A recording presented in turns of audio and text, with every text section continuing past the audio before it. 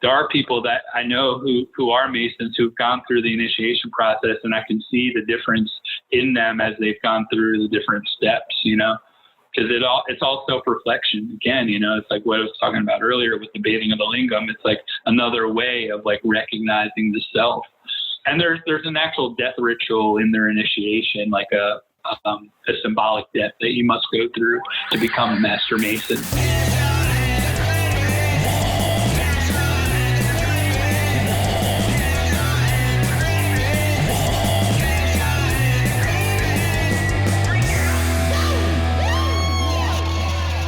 Welcome back to Kesha and the Creepies. Today, I am very excited to welcome my next guest, Robert Ryan. He's an amazing artist, tattoo artist, and friend. How are you? I'm doing well. It's great to see you. What else would you like to add to your job description?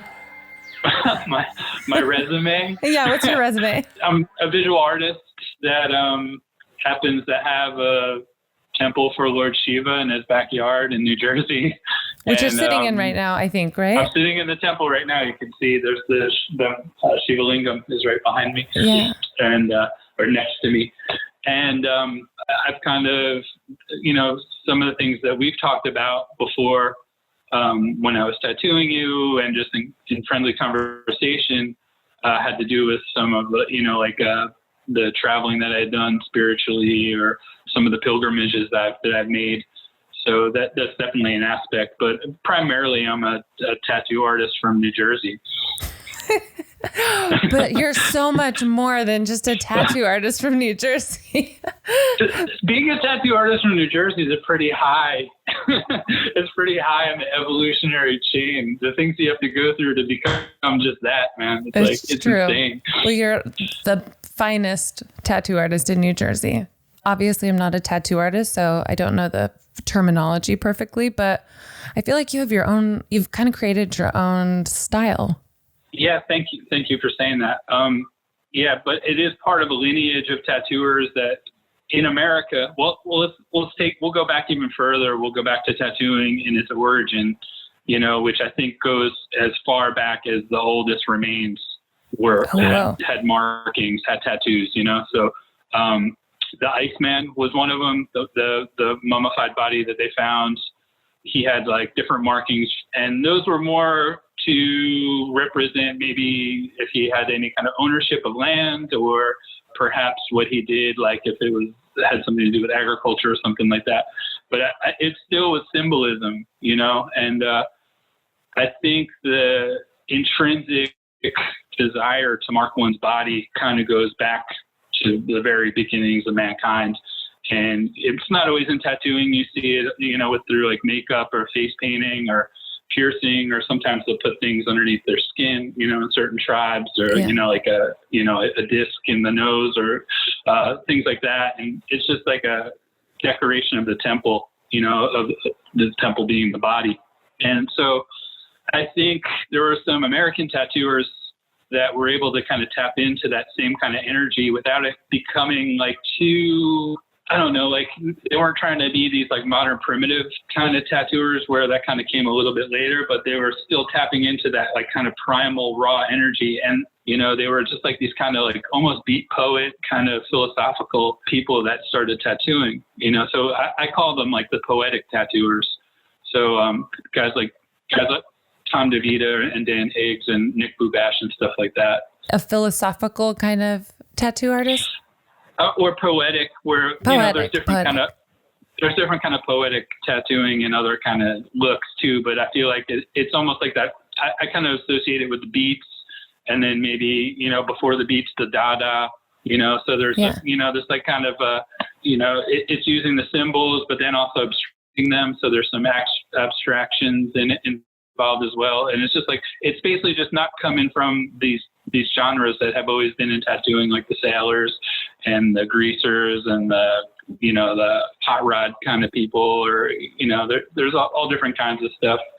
But yeah, the people that were maybe looking for tattoos, maybe to kind of more focus on themselves rather than align themselves with a certain kind of occupation or, patriotism or something like that. Because you're in your temple, do you mind talking about, you said Shiva's behind you.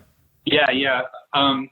The Shiva Lingam is the main altar in the temple that we worship here, and that's the unmanifested version of Lord Shiva, the god Shiva.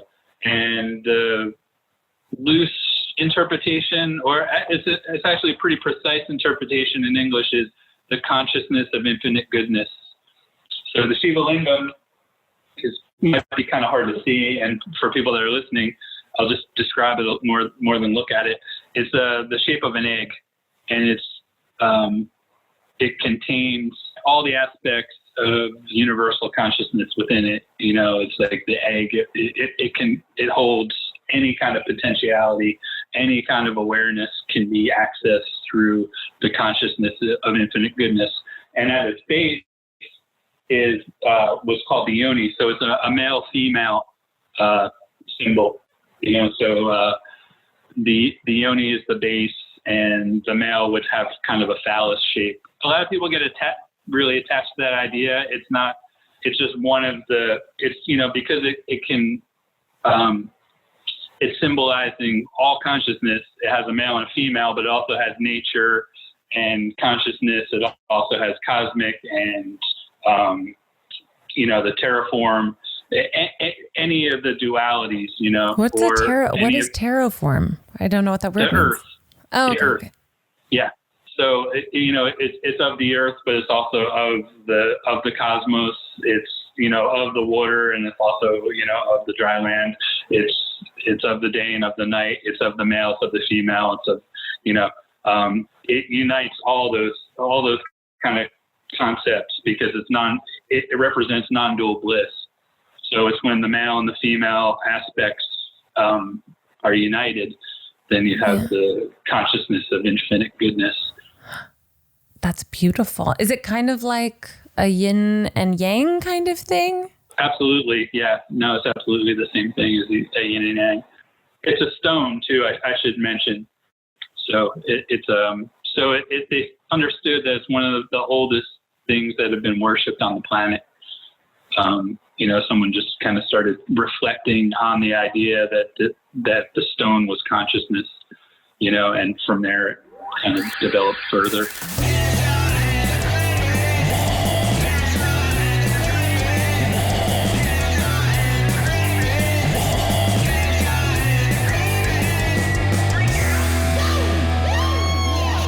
To hear the entire podcast, listen and follow Kesha and the Creepies on iHeartRadio app, Apple Podcasts, or wherever you listen to podcasts.